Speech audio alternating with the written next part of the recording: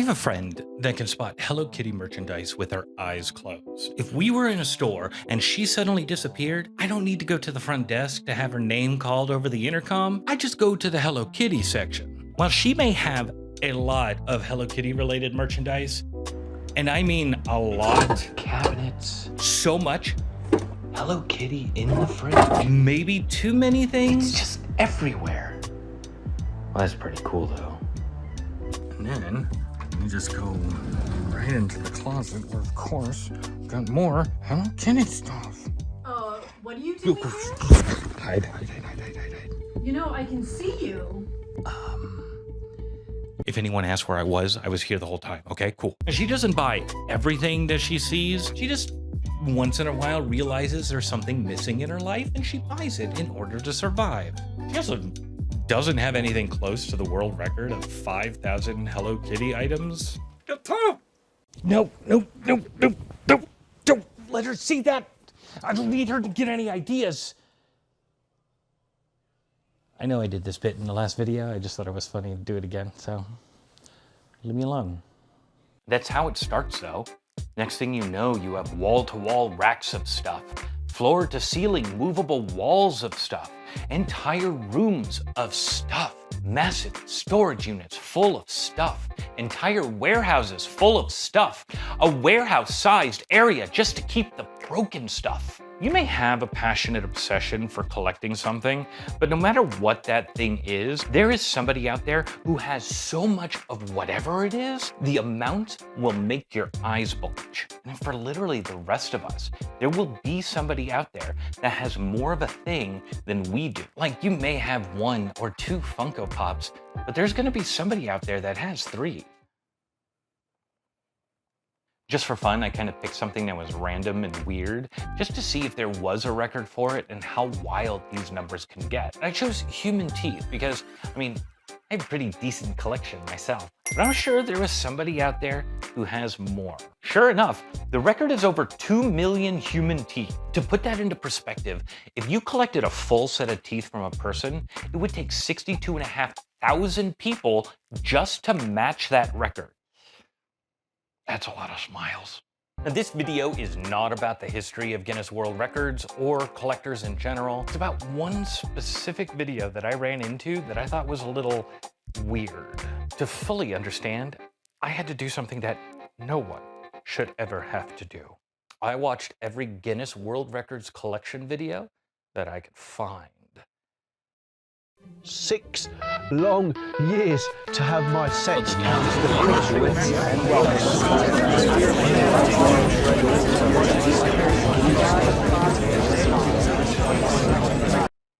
Actually, it wasn't that bad. Oh, these are great. These are 2 pizza boxes from a place in Stockholm, Sweden called Pizza Hat. Largest collection videos follow a very simple formula. It's a celebration of a collector talking about their world record collection. That's it.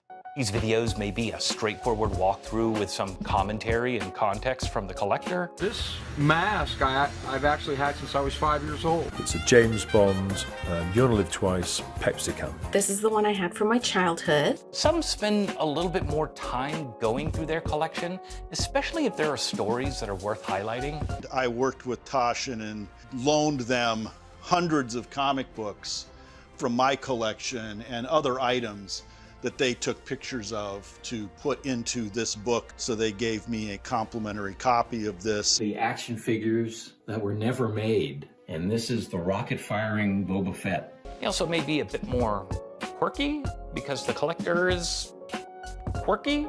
but some people think I spend too much on it, too much space, and it's my own fault. I made the choice to collect, so I should suffer the pain of, of paying for the storage to have it. And then there's this video.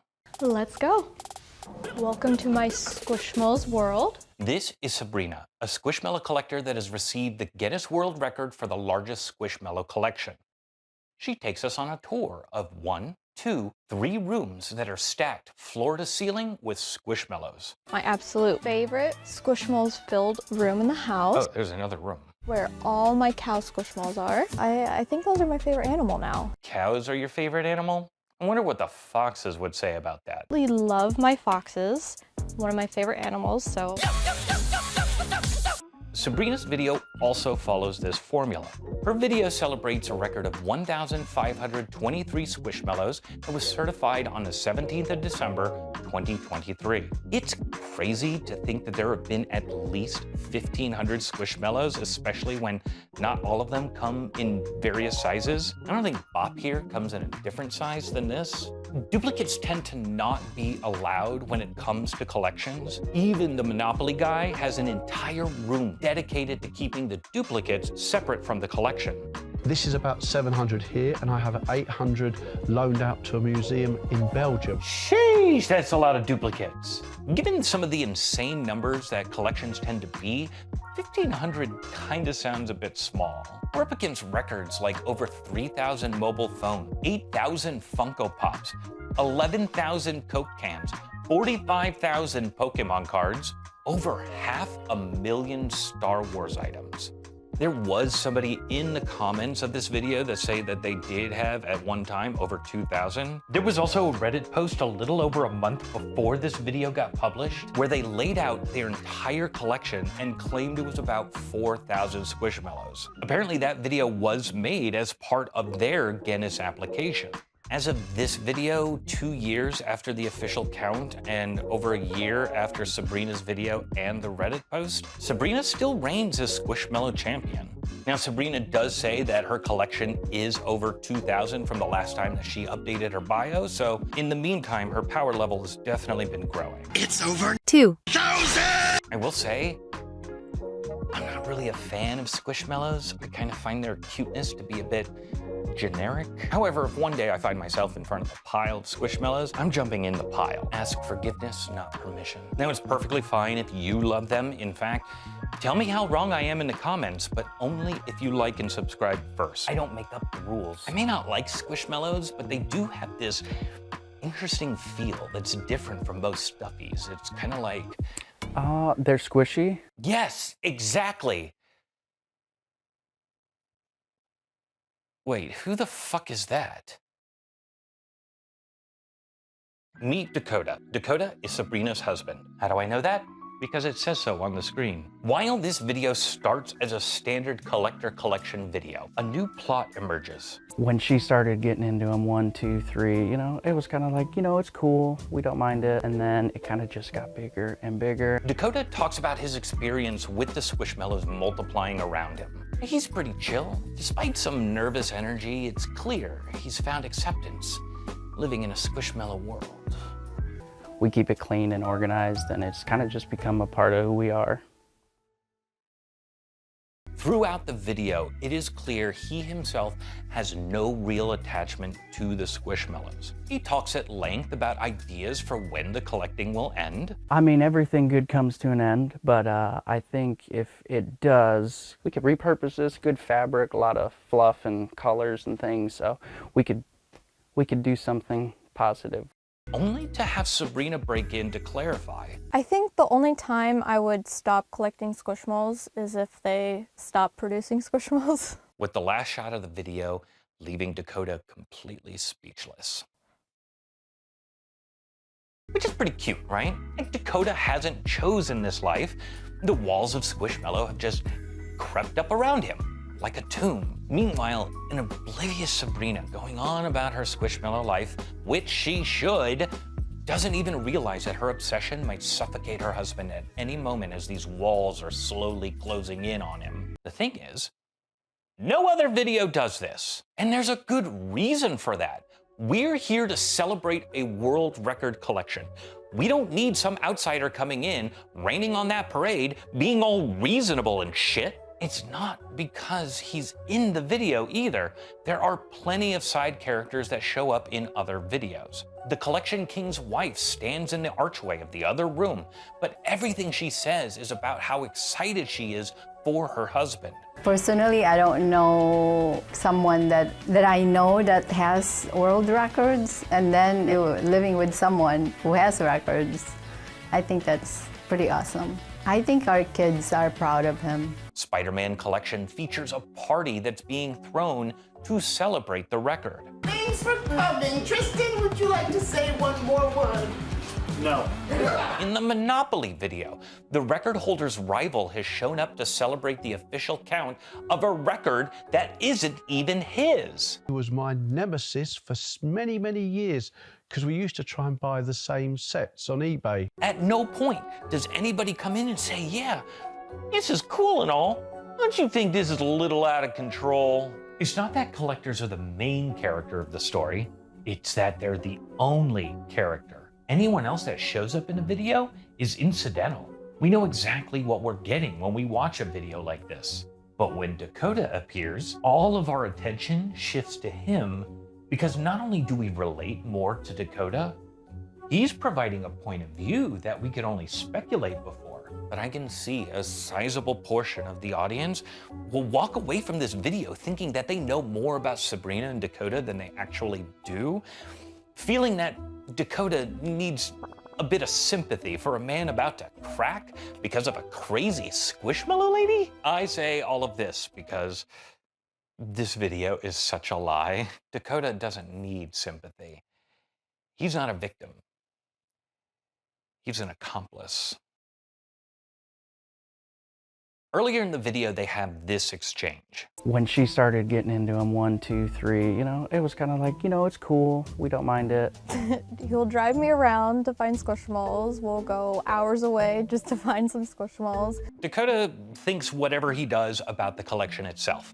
But what he really is ride or die, spend hours if necessary doing a Squishmallow hunt. His passion is not the Squishmallows. His passion is supporting Sabrina, who lights up in a way when it comes to the Squishmallows that Dakota wants to foster. Sabrina has been creating content for her collection for years to over 100,000 followers on TikTok and Instagram. Among the hundreds of videos of Sabrina's posts, Dakota appears only once in a cute little video about hiding in plain sight. Me down to the rapside, taking away. Hey, baby, how are you? Look at this guy. He's just giving 100%. I did try to get a hold of Sabrina to get some insight, as well as the head of production at Guinness World Records, to try and understand a bit more of their process and how these videos come together. Neither got back to me because, why? I'm analyzing a World Records Squishmallow collection video. Do I seem like the kind of person that you'd want to talk to? So what I'm about to say is just kind of speculation from being familiar with these types of videos. In pre-production, you do research and plan out exactly what you need from production. This is really important because your greatest enemy on set is time. Everything needs to be mapped out, including the sit-down interview, the tour, filming B-roll and whatever fun segments that you come up with. And the box opening? Opening some sort of box seems to be a theme in a lot of these videos. Dakota is not the collector, and he is also not part of her social media. So any research that would have been done would not have made sense to plan for a Dakota. However, he was hovering around behind the scenes, excited for Sabrina's huge day, and enthusiastically helping in any way that he can, probably even helping make Squishmallow piles for some pretty sick photos. Then, at some point, somebody turns to him and says, "Hey, we have a little bit of time. You want in on this action?" Dakota says absolutely, because he's Dakota. So they make a new setup and do it in a different room since they won't be able to match Sabrina's background. Notice that she is in the cow room, he's in the fox room. The key, the sit-down interview. Oh, okay. This is such a weird bit, but I want to lead by example.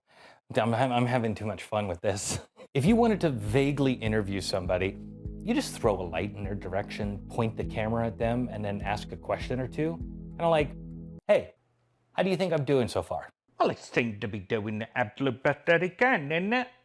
Why the accent? It's my new character. Do you like it? He's not going to be in my videos anymore.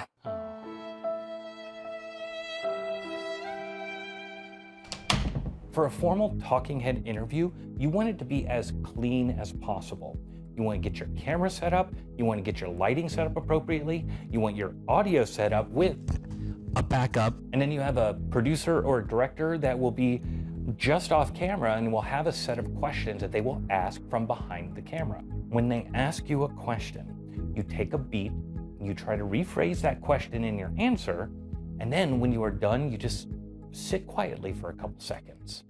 Did you break into your friend's house to record her Hello Kitty collection? I did not break into my friend's place to record some of her Hello Kitty stuff, particularly without her knowing. As a matter of fact, I got her approval ahead of time, and she even showed me where some of the items were, so that way I would know exactly what I needed to shoot. But when you are new to this, that silence is an anxiety explosion on top of an already anxiety-inducing exercise. If all they did was quickly throw a camera on Dakota and ask him a question, he would be like every incidental person that ever shows up in these videos. But because he gets a sit-down interview, you are telling the audience this person is important and worth listening to. His story ends up getting shaped by not only what he says, but also his silence. Here, let's watch a couple of these clips unaltered to show you what I mean. How do you feel about Squishmallows? They're squishy. I grew up not really collecting things, so we keep it clean and organized, and it's kind of just become a part of who we are. Letting Dakota linger is like the video asking, "Was that it? Are you done? Are you sure? You sure about that?" The video gets cut like a dialogue happening between Sabrina and Dakota, but that only exists in the context of the video. This has been shaped to portray a conflict that never happened and isn't even real. Even the very last shot where he's at a loss of words is probably just him listening closely to notes and thinking. To an editor, everything is an asset. If I see that footage of Dakota and I realize I think I can actually do something with this, I am going to. Play the clip, but only the short version. Isn't that deceitful? No, not at all. Plus, the audience will believe anything that you show them. Do you understand? If I did, can I be in a video again? Do this and I'll think about it.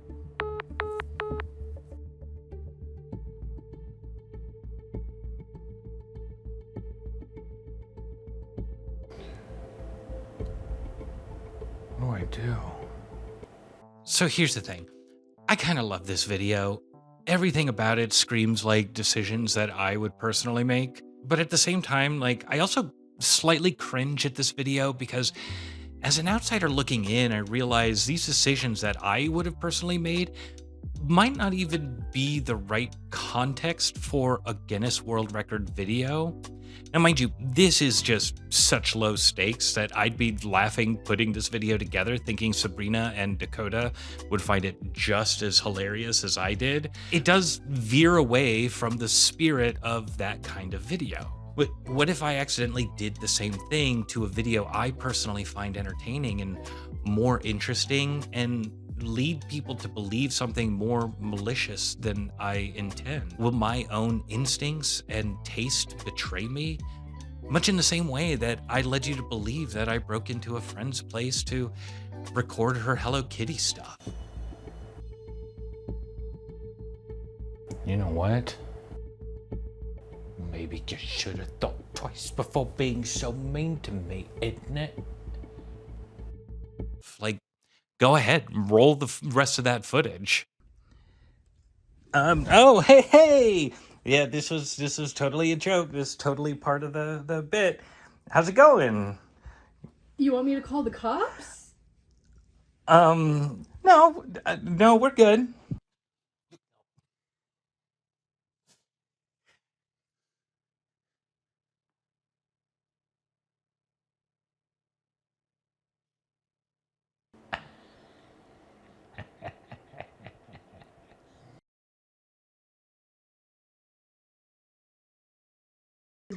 I wouldn't. Well,